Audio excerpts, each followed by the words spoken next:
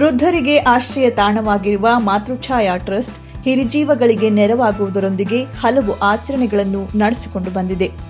ಹಬ್ಬ ಹರಿದಿನಗಳ ಜೊತೆಗೆ ರಾಷ್ಟ್ರ ಹಬ್ಬ, ನಾಡ ಹಬ್ಬಗಳನ್ನು ಆಚರಿಸಿ ನಾವೆಲ್ಲ ಒಂದೇ ಎಂಬ ಸಂದೇಶ ಸಾರುತ್ತದೆ.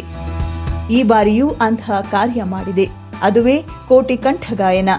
ಬಾರಿಸು ಕನ್ನಡ ಡಿಂಡಿಮವಾ, ಬಾರಿಸು ಕನ್ನಡ ಡಿಂಡಿಮವಾ, ಓ ಕರ್ನಾಟಕ ಹೃದಯ ಶಿವ. ಹಚ್ಚೇವು ಕನ್ನಡದ ದೀಪ, ಹಚ್ಚೇವು ಕನ್ನಡದ ದೀಪ, ಕರುನಾಡ ದೀಪ, ಸಿರಿನುಡಿಯ ದೀಪ, ಒಲವೆತ್ತಿ ತೋರುವ ದೀಪ.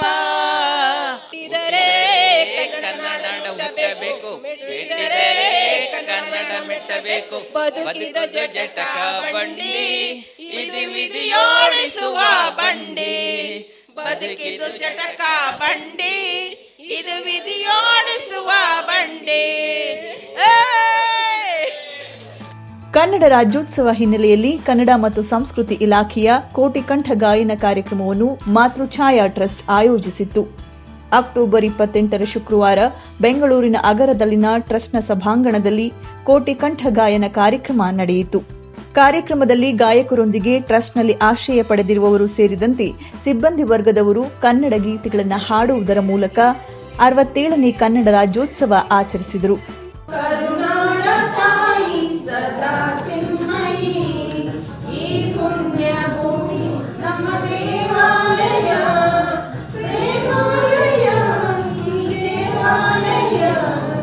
ಈ ವೇಳೆ ಮಾತೃಛಾಯಾ ಟ್ರಸ್ಟ್ ಮ್ಯಾನೇಜಿಂಗ್ ಟ್ರಸ್ಟಿಯಾಗಿರುವ ವಿ ಕೃಷ್ಣಮೂರ್ತಿ, ಕನ್ನಡ ಸಂಸ್ಕೃತಿ ವೇದಿಕೆ ಅಧ್ಯಕ್ಷರಾದ ಜರಗನಹಳ್ಳಿ ಸದಾಶಿವಯ್ಯ, ಚಂದ್ರಶೇಖರ್, ರವಿಚಂದ್ರ ಆಚಾರ್ಯ, ಲತಾ ಸುರೇಶ್ ಸೇರಿದಂತೆ ಹಲವರು ಕೋಟಿ ಕಂಠ ಗಾಯನದಲ್ಲಿ ದನಿಗೂಡಿಸಿದರು.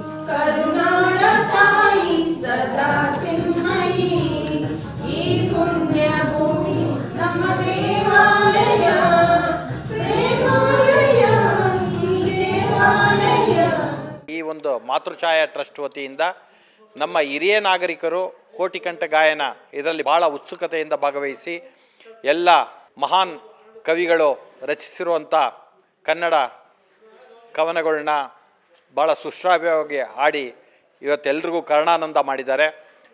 ಭಾರಿ ಖುಷಿಯಾಗುವಂಥ ವಿಚಾರ ಇದು.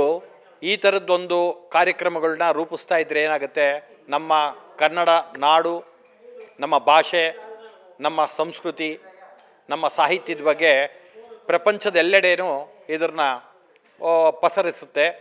ಈ ಥರದ್ದೊಂದು ಕಾರ್ಯಕ್ರಮಗಳು ಆಗಾಗ ನಡೀತಾ ಇರಬೇಕು ಅಂತ ಹೇಳಿ ನಾನು ಕೇಳ್ಕೊತೀನಿ. ಮತ್ತು ಅದೇ ರೀತಿ ಕರ್ನಾಟಕ ಸರ್ಕಾರ ಈ ಒಂದು ಕಾರ್ಯಕ್ರಮನ ಹಮ್ಮಿಕೊಂಡಿರೋದಕ್ಕೆ ವಿಶೇಷವಾಗಿ ನಾನು ಅಭಿನಂದನೆಗಳನ್ನು ಸಲ್ಲಿಸ್ತಾ ಇದ್ದೀನಿ. ಕರ್ನಾಟಕ ಸರ್ಕಾರ ಒಂದು ದಿಟ್ಟ ಹೆಜ್ಜೆಯನ್ನು ತೆಗೆದುಕೊಂಡಿದೆ. ಕೋಟಿ ಕಂಠದಲ್ಲಿ ಕನ್ನಡದ ಗಾನ, ಇದು ಅದ್ಭುತವಾದಂತಹ ಕಾರ್ಯಕ್ರಮ. ಕರ್ನಾಟಕದ ರಾಜ್ಯದಾದ್ಯಂತ ಕೋಟಿ ಕಂಠಗಳಲ್ಲಿ ಕನ್ನಡದ ಹಾಡುಗಳು, ಕನ್ನಡದ ಸಾಹಿತ್ಯ, ಕನ್ನಡ ಭಾಷೆ ಒಮ್ಮೆಯೇ ಹೊರಬರ್ತಾ ಇರೋದು ತುಂಬ ಸಂತೋಷದ ವಿಷಯ. ಇವತ್ತು ಮಾತೃಛಾಯಾ ಟ್ರಸ್ಟ್ ಇಲ್ಲಿ ಈ ಕೋಟಿ ಕಂಠ ಗಾನ ಕಾರ್ಯಕ್ರಮ ಹಮ್ಮಿಕೊಂಡಿರೋದು ತುಂಬ ಸಂತೋಷದ ವಿಷಯ. ಇವತ್ತು ಈ ಗಾಯನ ಕಾರ್ಯಕ್ರಮ ಅದ್ಭುತವಾಗಿ ಮೂಡಿಬಂತು. ಎಲ್ಲರ ಮನಸ್ಸಿನಲ್ಲಿ ಕನ್ನಡ ಮೊಳಗುವಂತಹ ಕಾರ್ಯಕ್ರಮ ಆಗಿದೆ. ನಾನು ಮತ್ತೊಮ್ಮೆ ಕರ್ನಾಟಕ ಸರ್ಕಾರಕ್ಕೆ ಅಭಿನಂದನೆಗಳನ್ನು ತಿಳಿಸ್ತೇನೆ.